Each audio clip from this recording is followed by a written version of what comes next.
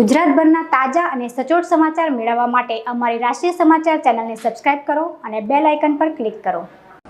છેલ્લા 10 દિવસથી જે રીતે સુરત શહેરની અંદર વરસાદ વરસી રહ્યો છે તેને કારણે હવે શહેરના રસ્તાઓની સ્થિતિ ખૂબ જ દયનીય બની રહી છે। મોટાભાગના રસ્તાઓ રસ્તાઓ પર ખાડા દેખાઈ રહ્યા છે। સૌથી વિશેષ સહારા દરવાજા વિસ્તારના દ્રશ્યો સામે આવી રહ્યા છે। શહેરનો ખૂબ જ એવો મુખ્ય અને સૌથી વ્યસ્ત માર્ગ ઉપર જાણે વાહનોના પૈડા થંભી જાય તેવું જોવા મળે છે। બોમ્બે માર્કેટથી સહારા દરવાજા રિંગ રોડ તરફ જવાના રસ્તા ઉપર તેમજ પેસન તરફના રસ્તા ઉપર ખાડાનું પ્રમાણ ખૂબ મોટા પ્રમાણમાં જોવા મળી રહ્યું છે।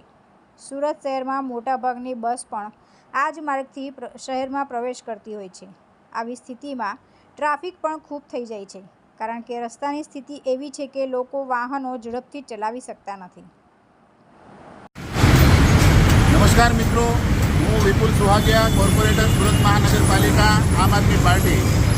અત્યારે હું અહીંયા સહારા દરવાજાથી પસાર થઈ રહ્યો હતો ત્યારે આ સહારા દરવાજા ગરનાળાની મેં હાલત જોઈ અહીંયા આપને બતાવવા જઈ રહ્યો છું।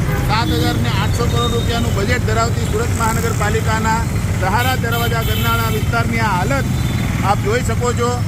આ જે હાલત થઈ છે રોડની, આ જે ખાડાઓ છે, લોકો તુલસી શર્મા સાથે રાષ્ટ્રીય સમાચાર સુરત।